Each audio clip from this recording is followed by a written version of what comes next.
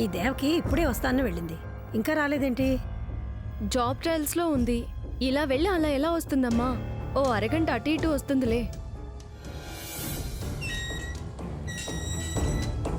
అదిగో వచ్చినట్టుంది.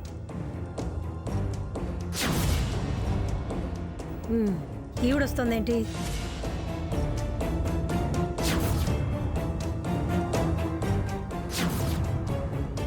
ఆవిడ్ని ఏమనకు. నన్ను ఇంతకాలం సమర్థించింది తనొక్కతే.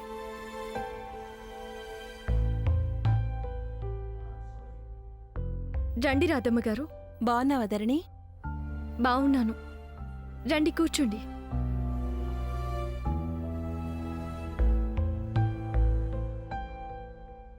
బాగున్నారా అత్తయ్య గారు?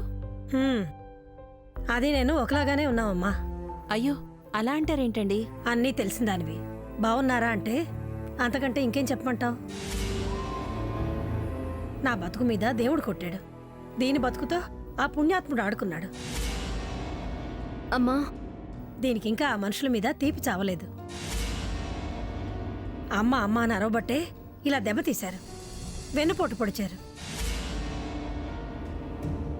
అయినా వాళ్ళేమీ అన్నివ్వదు. అమ్మ అంటూ నా నోరు మోయించడం తప్ప. అది మూగ బాధపడుతుంది, నన్ను మనోవేదన పెడుతుంది. అమ్మా ప్లీజ్, ఏదో పెద్దతనం. పెద్దతనం కాదు, పేదతనం అనవే. అందుకేగా ఇలా అన్యాయం చేయగలిగారు. అత్తయ్య గారు, కాలం ఎప్పుడు ఒకేలా ఉండదు. అవునమ్మా, పోను పోను కరువు కాటకాలొచ్చి కలియుగాంతం జరుగుతుందట. ఇంకా దీనికి ఏదో మేలు జరుగుతుందని ఆశపడమంటావా? అంతా మునిగినప్పుడు మనమే బాధపడాల్సిన పని లేదు. బాధపడ్డానికి అప్పుడెవరు మిగులుతారే? ఇప్పుడు కళ్ళెదుట మునిగిన నీ కాపురం గురించి మాట్లాడుతున్నాను. అత్తయ్య, మీ బాధను నేను అర్థం చేసుకోగలను. కాస్త ఓపిక పట్టండి. ఆదిత్య... రాధమ్మ గారు, దయచేసి ఆయన గురించి ప్రస్తావన తేవద్దు. వారితో ఉన్న బంధాలన్నీ తెగిపోయాయి.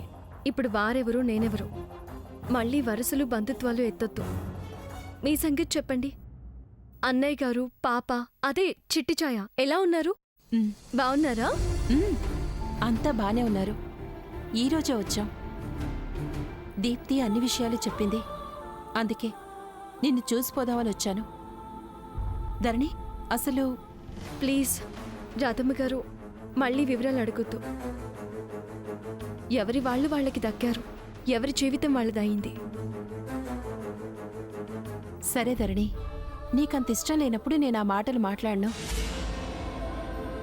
నేనొచ్చిన కారణం మాత్రం చెప్పాలి. ఏంటది? దీప్తికి సీమంతం అనుకుంటున్నావు. తెలుసు. నువ్వు తప్పకుండా రావాలి అని దీప్తి చెప్పింది. నేను రానని కూడా ఖచ్చితంగా చెప్పాను. ఇంకా విషయంలో మరొక మాట్లేదు. తన సీమంతాన్ని నీ చేతుల మీద జరిపించుకోవాలనే తన కోరికంట. నష్టజాతకురాల్ని వద్దన్నా, కాని తనలా అనుకోవడం లేదు. నేను అన్యాయం చేయదలుచుకోలేదు. అది కాదు ధరణి. బలవంత పెట్టద్దు ప్లీజ్ రాధమ్మ గారు. వదినగా కాకపోయినా పేరంటానికి ముత్తైదువుగానైనా సెంటిమెంట్స్ని వదులుకున్నా. రాను. నా స్థానము స్థాయి తెలిసి ఎలా రాగలను? ముత్తైదువునే కావచ్చు, కానీ పేరంటాళ్ళు నా బతుకు నెక్కిరిస్తారు. తగని దానివి అంటే ఎవరు వాళ్ళని వాదిస్తారు, వారిస్తారు. వచ్చి పంచాయతీ పెట్టి ప్రశాంతంగా జరగాల్సిన కార్యాన్ని రసాబసా చేసిందన్న అవుతాను. తర్వాత పిలిచి తప్పు చేశానని దీప్తి, వచ్చి పాడు చేశాను అనుకుని నేను బాధపడాల్సి వస్తుంది. నిన్నక్కడెవరూ ఏం అనరు. ఎవరిదాకానో ఎందుకు? వాళ్ళు చాలు మొదలు పెట్టడానికి, రెచ్చగొట్టడానికి.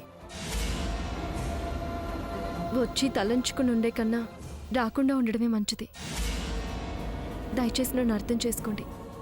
అమ్మా, కాఫీ? నాకిప్పుడేం వద్దు. ప్రయత్నం చెయ్యి, నీకు తోడుగా నేనుంటాను. మళ్ళీ రాను అనిపించొద్దు. సరే ధరణి, వస్తాను. వస్తాను అత్తయ్య గారు.